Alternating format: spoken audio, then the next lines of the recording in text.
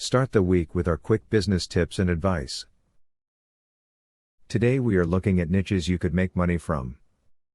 Gadgets and electronics.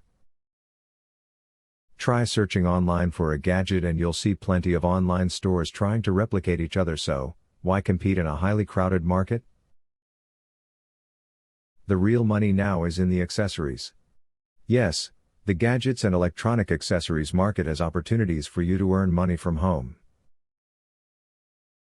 You don't just buy a mobile phone, a DSLR camera, a smartwatch alone.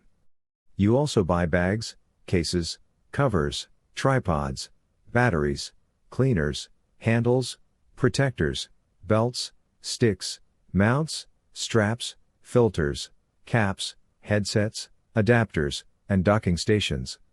So why not get into this market? More tips and advice every Monday. Have a good business week.